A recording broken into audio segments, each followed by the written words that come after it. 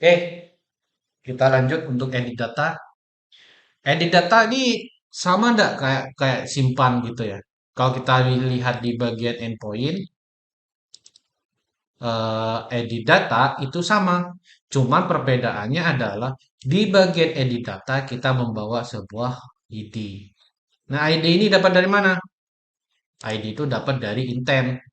Intent yang kita bawa dari main activity. Nah, yang kita bawa dari main activity. Kita minimize, kita kembali ke edit. Gimana caranya? Nah, kalau misalkan kita tanya bagaimana caranya, nah, caranya adalah kita lihat lagi. Bukan berarti saya tidak bisa. Ya, saya ingin mempercepat teman-teman untuk apa namanya ya memahami codingnya aja ya dulu ya gitu. Tapi intinya sama dengan yang lain. Kalau misalkan kita copy yang punyanya simpan, ya kalau kita misalkan kita copy punya simpan hasilnya sama. Cuman di sebelah sini kita coba aja ya. Kita coba aja jangan copy di sini. Ya biar aneh ya. Biar cepat paham. Ya ini kita copy aja ini yang simpan. Kemudian kita paste di sini ya. Kita paste di sini. Kemudian ini merah kita coba kontrol spasi aja gitu. Ya kayak gini teman-teman ya. Nah, oke. Jadi langkah pertama teman-teman. Pertama kita akan mengganti di sini yang awalnya tambah menjadi edit data. Kenapa edit data? Karena di endpoint yang kita pakai untuk edit data itu seperti ini. Dan kalau kita lihat di sini ada yang merah. Kenapa merah? Nah, kita cek terlebih dahulu. Ini ada satu, dua, tiga. Kalau kita lihat di sebelah sini, ini ada satu, dua, tiga, empat. Berarti kurang kurang satu. Apa yang kurang? Nama ada, jenis kelamin ada, nomor telepon ada. Yang kurang adalah ID. Nah, ID ini kita coba ambil dari ini, yang dari intent, kita taruh di bawah. Dan ID ini kita copy, kemudian paste di sebelah sini. Jadi harus urut. Ya, kalau misalkan nggak urut gimana? Kalau nggak urut ya repot gitu. Nanti datanya yang nggak sesuai nanti dengan apa yang kita edit. Nah, kalau di sini ada yang error. Kenapa error? Kalau misalkan kita alt enter, nah ini banyak sarannya nih. Kalau ada toString, berarti kita tambahkan toString saja.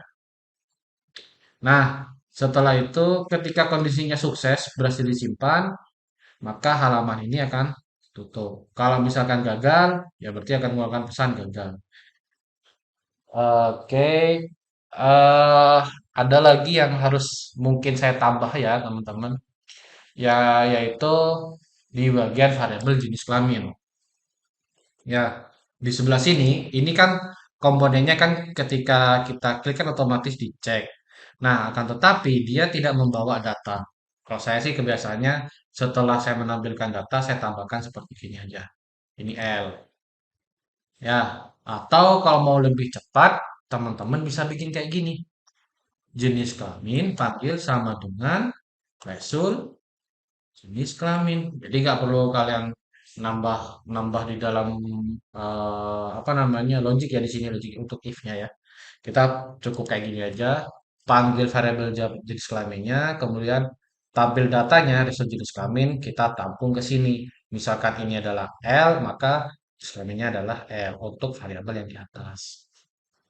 Ya, oke kita coba eh, jalankan. Sebelum kita jalankan ya, kita ini dulu ya. Panggil ya.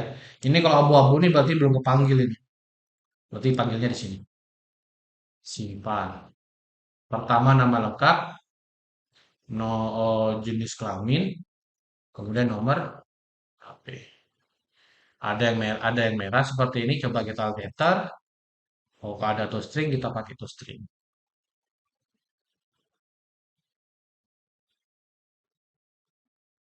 Ya, oke seperti ini. Kita coba edit yang Nuri. Kita ganti nomor teleponnya seperti ini. Kita simpan. maka nomor teleponnya akan berganti. Kalau misalnya di nama, inilah ya, maka namanya akan berubah. Kita hapus, ya, kita hapus. Nah, maka datanya kok kosong. Nah, kita coba isi lagi, seperti ini aja ya. Kita edit,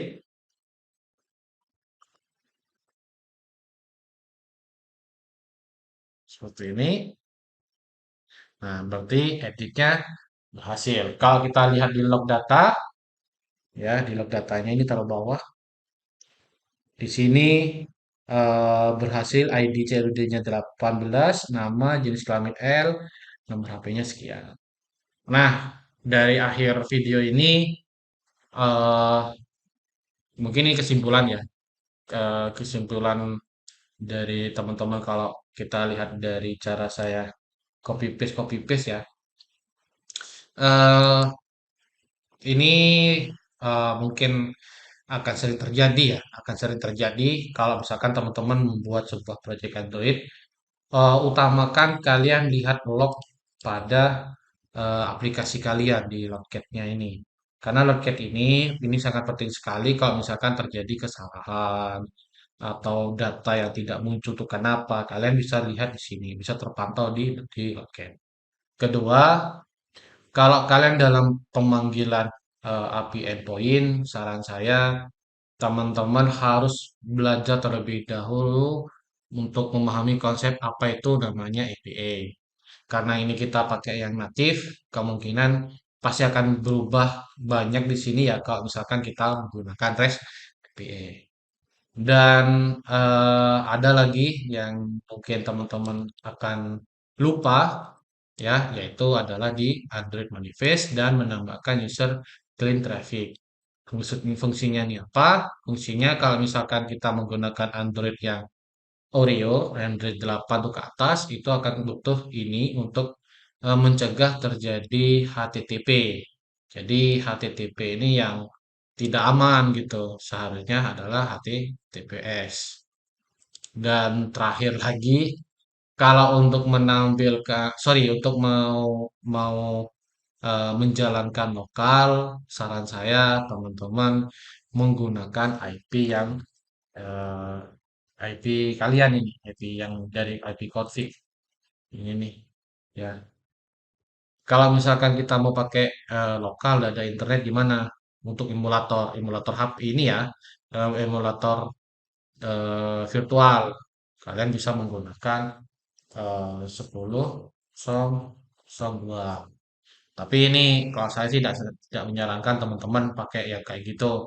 Lebih enak pakai yang dari API config tadi. Dan ada lagi ya teman-teman, kalau misalkan kita menjalankan Android dengan offline, library-nya itu yang awalnya online bisa terjadi kesalahannya. Itu sih keluh kesahnya ya. Oke, mungkin itu saja. Cukup sekian dari video yang CRUD nih ya. Semangat mengerjakan. Terima kasih. Saya akhiri dari video ini. Assalamualaikum warahmatullahi wabarakatuh.